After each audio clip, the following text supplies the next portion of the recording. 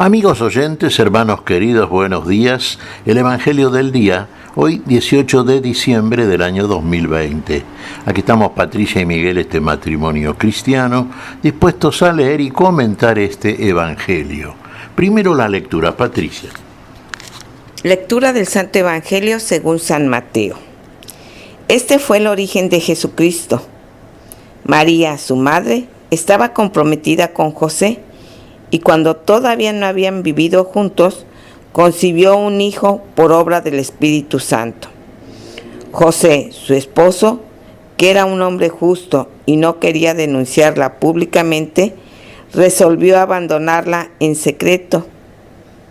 Mientras pensaba en esto, el ángel del Señor se le apareció en sueños y le dijo: José, hijo de David, no temas recibir a María, tu esposa, porque lo que ha sido engendrado en ella proviene del Espíritu Santo.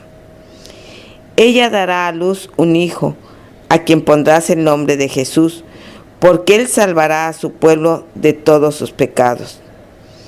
Todo esto sucedió para que se cumpliera lo que el Señor había anunciado por el profeta.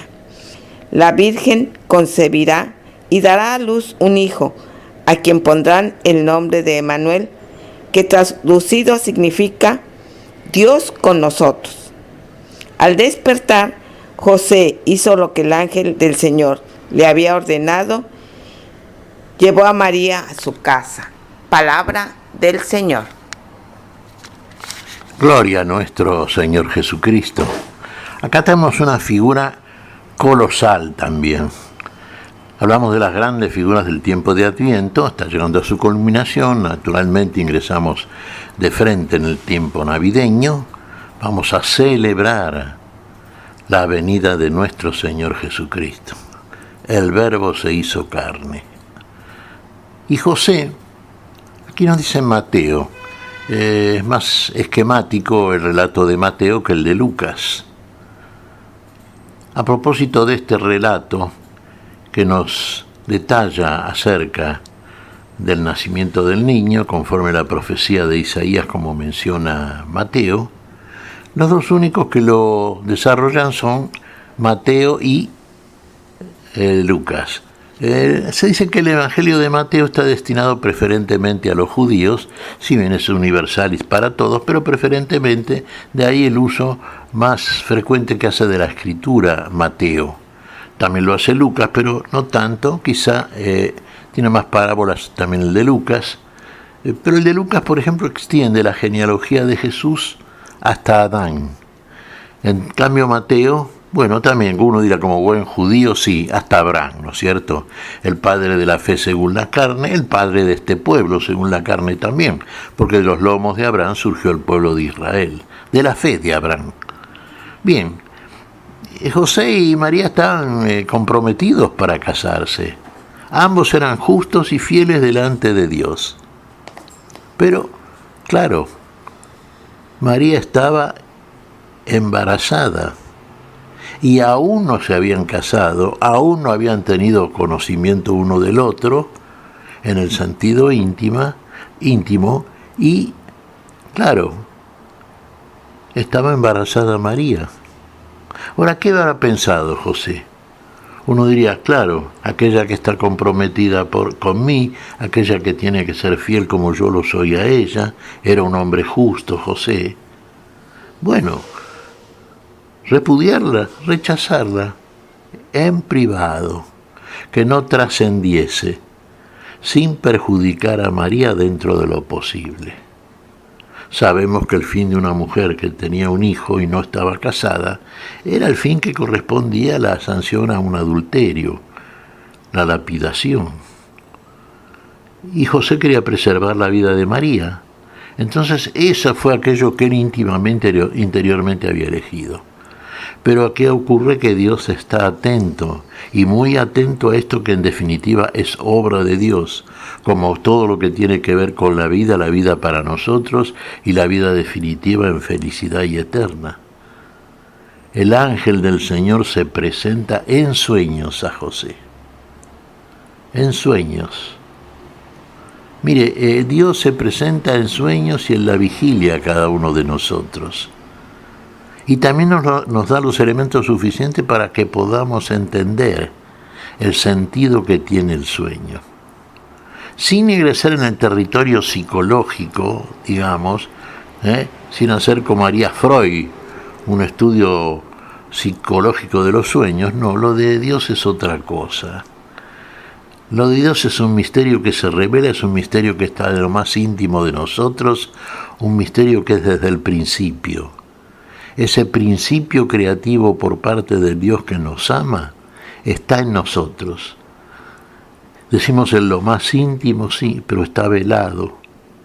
Hay que revelarlo. Y el único que lo puede hacer es aquel que lo revela. El misterio oculto desde los tiempos y edades, y que ahora, por la fe, no por otra vía, es revelado a los santos. Tomemos a José en este sentido.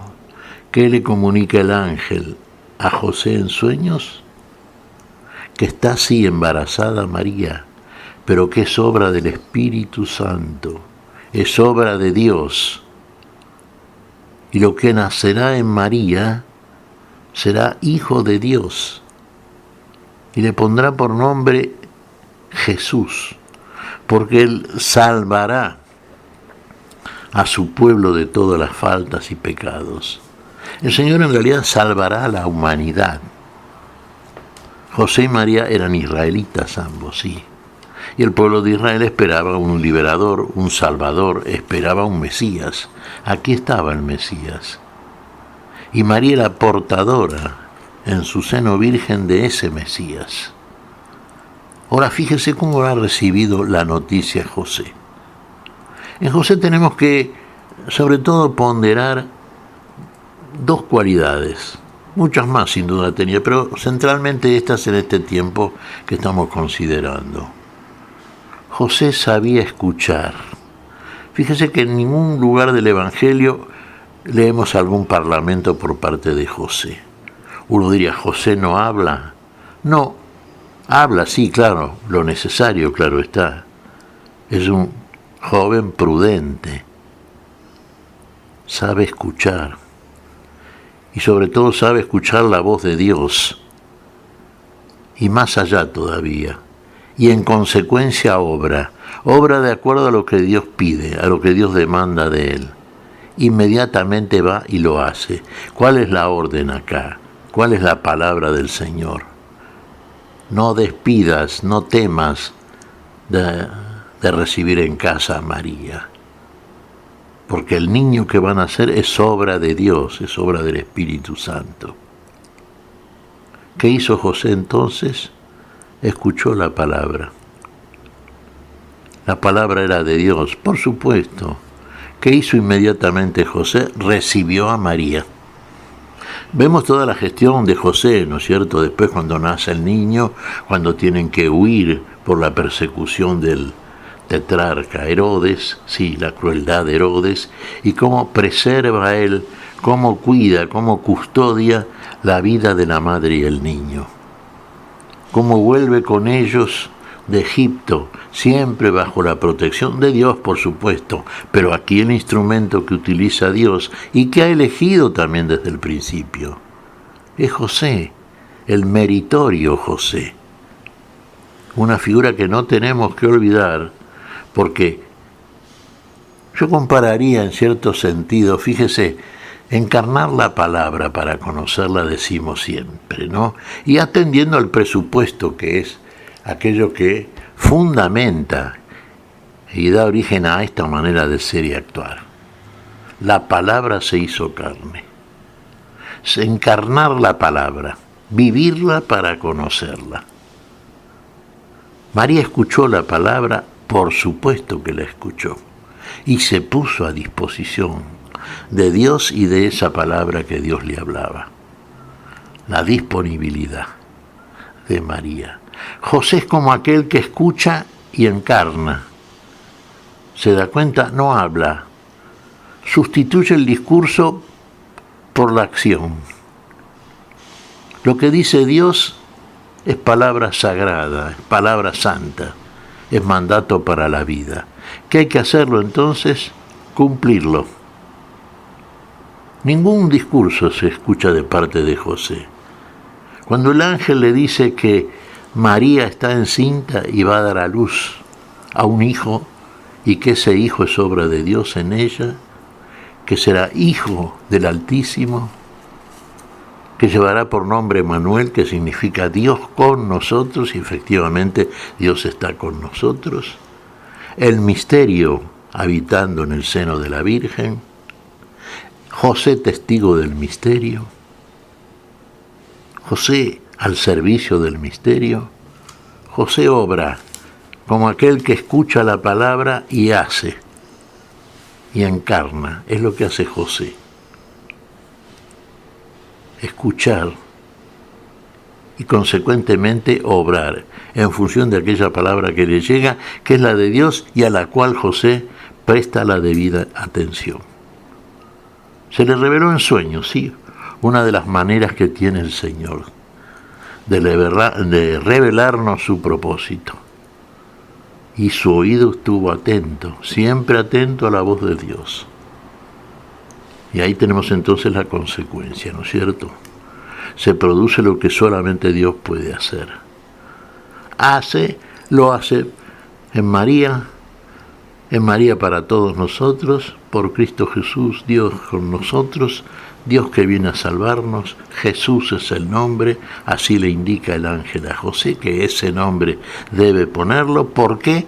Porque Él salvará de los pecados al pueblo. Jesús quiere decir Dios salva, ¿no? Bueno, ¿qué te parece, Patricia? Pues estaba reflexionando, Miguel, en lo que comentabas acerca de José y recuerdo, ¿no? Y la palabra dice, José, hombre justo. Y en mi ignorancia pensaba que justo era aquel que daba lo que le correspondía a cada quien. Y no, justo en la palabra de Dios es aquel que hace la voluntad de Dios por sobre todas las cosas. Y qué adjetivo también colocado a José, porque hizo sobre todo la voluntad de Dios. Efectivamente, Patricia, es muy bueno lo que terminas de decir, es muy justo, claro.